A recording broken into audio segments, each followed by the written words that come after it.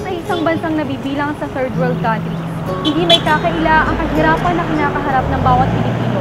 Ngunit bukod sa kahirapan, tayo rin ay saksi sa isang mapanghusgang lipunan na nababalot ng mga ganid at makasariling mamamayan. Dito sa gitnang Luzon ay nakita namin ng isang kakaibang pamilya na lumalaban sa isang makamundong kaaway. Hanggang saan nga ba ang kakayanin ng isang ama, may tagpos lamang ang kanilang pang-araw-araw na pamumuhay sa kabila ng lipunang mapanghusga. Ako'y napadpad sa Nueva Ecija sapagkat napag-alaman ko na may isang kakaibang istorya ang isang pamilya dito. At ito ang istorya ni Rudy Caseria o mas kilala bilang Mang Oka. Ang pangalan ko Rudy, pero talagang pangalan ko Rudy. Oka ang harap sa akin. Ang kaabalahan ko yung tungkol sa bakal bote, ang problema ko dito yung kinukuha na sa akin itong pagbabakal bote ko binabayaran ko rin ito. Katulad ng karamihan na may edad na, si Mang Oka ay gumigising ng alas 5 ng umaga at nagpeprepara para sa mga gawain niya sa buong araw. Naghahanda ng almusal, nagsisibak ng panggatong at gumagawa ng mga gawaing bahay. Nang araw na iyon ay nag-volunteer si Mang Oka na magtanod sa libing ng kanyang kapitbahay. Pusturang-pustura si Mang Oka. Napansin kong naiiba ang kanyang suot kumpara sa ibang tanod. Siya ay naka-uniforme na pang-pulis at may posas pa. Natural na ata sa ating mga Pilipino na kapag may nadadaan ng patay ay naghahagis tayo ng barya sa kalsada. Si Mang Oka, dala siguro ng kahirapan, ay pinupulot ang mga baryang ito. Oo, dinadampol ko. Minsan binibigay ko, minsan ayaw nila kunin. Ang ginagawa ko, binubulsa ko. Yun, yung maipon ko, akin. Swerte ko na yun, gano'n. Grade 6 lamang ang natapos niya kaya't ang pangunahin niyang hanap buhay ay ang pagbabakal bote lamang. Dito niya kinukuha ang pangtustos sa pang-araw-araw na pangangailangan ng kanyang pamilya. Kung ating iisipin, hindi na maganda sa kanyang kalusugan ang magbabadtirik sa araw at mapagod ng gusto. Ngunit dahil sa kahirapan, ang kanyang edad ay hindi dahilan upang tumigil sa pagtataguyod ng kanyang pamilya. Sa aking pagsama sa kanya ay marami akong nalaman na nakapukaw ng aking puso. Kilala si Mang Oka sa kanilang lugar sapagkat naging tanod siya roon. Nung barkada na ako, ang kapitan noon, si Kapitan Lorenzo de la Cruz, sa kanto. Yan ang kapitan namin. Kompleto lahat ako, uniforme. Tapos, minsan nagro-ronda kami kung gabi. Saan kami nagro-ronda, gabi. Panggabi kasi akong ronda ko. Nung una, ang sweldo ko, 300. Isang buwan. Isang buwan? Oh, alapat. Oh. Wala pa yung natin dito, wala pa yung mga komersyo, yung mga bangko natin, mga Caltex ka ba? Uso pa nung araw magnanako. Hindi na, tanggal na ako. Mga kulang 3 taon. Sa 3 taon po na yun, voluntaryo lang siya nagdadalo. Hindi, nung panahon na yun, naka-payroll na sa barangay. Ngayon, tinanggal siya ako, pero nagbo-volunteer pa siya sa kanya. Kasi mababa lang nun, mga 500 lang isang buwan. Total, hindi naman sweldo tawag na allowance. Allowance yun. Wala naman kasing sweldo sa barangay. Meron kasing naging agent sa barangay tanod kasi nun. Sabi kasi ng mga tao, bakit karami ng barangay tanod sa San Isidro? Parang may guwang. Parang may dating na gano'n. Parang may konti. Gano'n. Ngayon, binago ng nakaraang administrasyon yung imahe ng tanod. Tanggalin lahat yung mga tanod na sinasabing may kulang-kulang. Kasi sa amin kasi noon, kaya namin kinukuha ganyan, madaling utusan. Kasi tao, pag matino, mahirap utusan eh. Pero napakadaling kasi utusan all around yan eh. Sabi nga nung kapitan namin, yung mga ganyang tao, minamahal dapat yan, hindi kinukuha. Minamata. Si paring Oka mabait. Tapos, pag siya nagbabakal bote, kung wala siyang puhunan, hihiram sa akin. Babayaran niya ako 20-20. Minsan, gaya niyan, ilang araw na, yung 20 hindi pa uli nasundang, kawawa naman talaga siya. May hinihiraman siya ng bike doon sa nagpapabakal bote sa kanya. Kaso mo, tanghali na, hindi pa nagising. Eh paano naman siya makakapaghanap buhay agad? Dapat mga 5 o'clock nga sana, nagbabike na siya para marami siyang mabili. Ayan, isang mabait na kapitbahay. Kaya lang lagi siyang inaapi ng mga kapitbahay niya dahil sa katayuan niya. Kaya napakahirap na ang kalagayan niya. Kaya ako lang ang sumbungan niya na laging hinihingi ng payo dahil sa ginagawa ng mga kapitbahay niya. Kung minsan nakakagalitan ko rin siya dahil sa huwag siyang masyadong pumapatol sa mga taong gano'n ang mga ugali. Sabi ko sa kanya, yung mga taong ganyan, na nahuhusgahan ka, hayaan mo lang sila, wala lang magawa sa buhay yan. Tsaka bakit ka kakuhuhusgahan? Ang maganda kako sa iyo, huwag mo silang pakinggan kasi kung pakikinggan mo sila, talo ka. Tapos, basta ikaw kako, hindi nagnanakaw, hindi masama ang ginagawa mo. Tapos kapag kami mga taong nag-ano sa kanila, sabi ko po na hayaan nyo na lang ako yun, wala naman po akong mapapala. Tapos kapag makikipag-away naman po, umiiwas na po kami sa mga gulo. Kahit na masyado na po kaming nadadown. Ako'y nagtaka bakit nga ba hinahamak sila Mang Oka ng ibang tao. Hindi pa ba sapat na kaaway ang kahirapan? Sa aming pag-uwi ay sinaluhan ko ang kanyang pamilya sa kanilang pananghalian.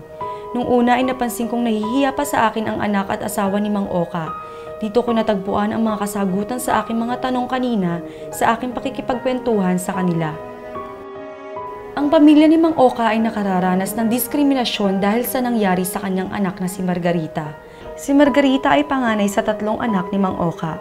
Sa kasamaang palad ay napagsamantalahan ito at nasubhan o napasukan ng lamig sa panganganak, kaya't nawala ang pag-iisip nito. Ako natakot po ako sa sarili ko. Gusto ko nga po sanang kasi po wala namang magagawa. Gusto nga po sanang lumaban sa kanya. Kaso po nagtago. Hinahanap po namin, nagtago na rin. Wala po. Nasaktan ako nung nangyari yan. Ang ginawa sa kanya sa anak ko nung nirepian, ginapos siya parang baboy. Tinakpan siya ng ginanon siya ng leeg, yung panyo. Tapos piniring siya. Tapos nakaampaldan natin hanggang dito. Buti ka mo. Hindi ko alam kung nakapante, nakashort, ganun eh. Inano siya sa table, sa yung lamisita. Pinahiga raw siya doon. Tapos muntik na raw siyang asawahin. Tapos, eto pa, isang problema ko. Nung dinala ko, gumaling na siya, eto naman, yung nasubahan siya sa panganganak. Umakit yung labig sa ulo niya. Papagumot ko talaga po siya. Meron po sakit siya.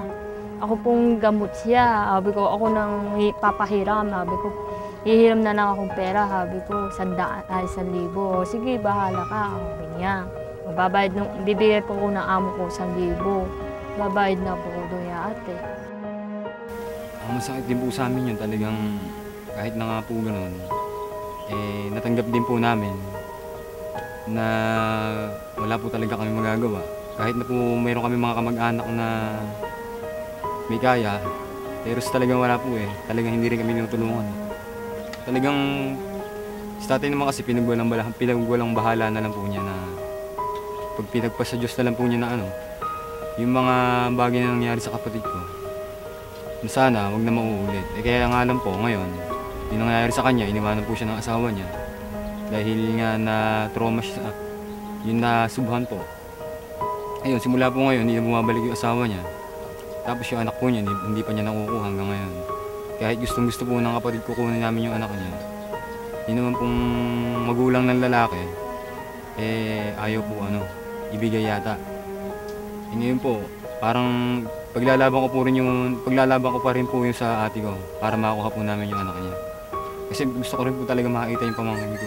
Kukuha na namin po anak niya kasi. Ayaw po ng tatay niya po, wala daw po kami kasi pera. Sabi ko, sa akin kukuha na namin pong bata. Ako pong bahalang pasahe po doon, ako pong bahala. Sabi ko, sige, bahala ka anak, ikaw rin. Ako nang bahala, sabi ko, tatay, 250 bibigay ko. O sige, bahala ka dyan. Ano po sa akin.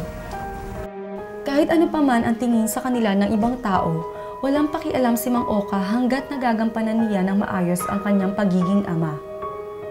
Yun po yung simpleng buhay namin. Kaya lang, napakahirap po talaga. Sa ganitong kalagayan namin na buhay na ito, kahit pa paano, gusto ko rin pong umangat. Pero wala po talaga eh. Pero hindi po ako susuko para sa sarili ko. Sa tatay ko po, talaga pong proud na proud ako dyan. Simula po ng bata kami, talagang yan na po talaga naghahanap buhay para sa amin. Kahit nga po hanggang ngayon eh, dalawa po sila ni nanay. Nakakatulong din po ako sa kanila, kaya lang po, hindi po sapat eh. Yung katulad po nito, meron po akong ibang kinakasama na. Eh kahit pa paano naman po, talagang gusto ko pa rin po makatulong sa kanila. Nagtitinda po ako sa may balengke ng mga gamit, mga school supplies. Yun po, pagka umuwi po ako dito, nakapagbigay naman po ako sa tatay ko kahit pa paano. Eh siya pa rin po, talagang kahit na matanda na siya, talagang tinataguyod pa rin po niya yung pamilya namin kahit pa paano. Tulong-tulong lang po kami. Ba't meron po siyang bigas? So, kakain po kami, 4 beses lang po. Sa isang araw ba nakakain pa kayo ng 3 beses sa isang araw? Opo. Minsan ala na po kami bigas, ay ate maring pera. Uutang po ako. Paano pagka walang-wala talaga kayong makain? Okay lang po sa amin, okay lang po. Kahit kape lang po, okay lang po. Iinom lang po kape, okay lang po. Tama lang po. Ito, ang problema ko nga, tungkol nga sa pagkain namin, ito, wala pa kami isasaing, ganyan. Yan. Isa pa, yung ang hinahanap ko, number 1. Yun ang hinahanap ko sa pamilya ko. Ito kung sanang meron akong sariling bisikleta, bakal bote, gano'n. Ayoko nanghihiram, gano'n. Gusto ko pa sarili ako. Hirap na hirap nga ako magpidal dito. Maghapon, uwi ako dito, 12:00 ng tanghali. Papahinga muna ako, 12:00. Kakain ako, nalauna. Ayun, matutulog na ng tanghali. Kagising ko, ayusin ko na yung bote. Isasalansang ko na rito. Sa aking pakikisama kay Mang Oka, napatunayan ko na ang pagmamahal ng isang ama ay hindi matatawaran sa kabila ng kahirapan at panghusga ng ibang tao. Nakita ko kay Mang Oka ang isang ama, dala ang responsibilidad sa kanyang mga kamay. At sa bawat pedal ng kanyang bisikleta, ay naniniwala siyang papalapit siya sa nagkukubling liwanag ng isang pangarap. Hanggang nabubuhay ako, masuportahan ko sila para lumakas pa habang buhay. Sabi nga ng kapitan namin, yung mga ganyang tao, minamahal dapat yan. Inaalala niya yung mag-iinan niya. Mamahalin ko po talaga si tatay po.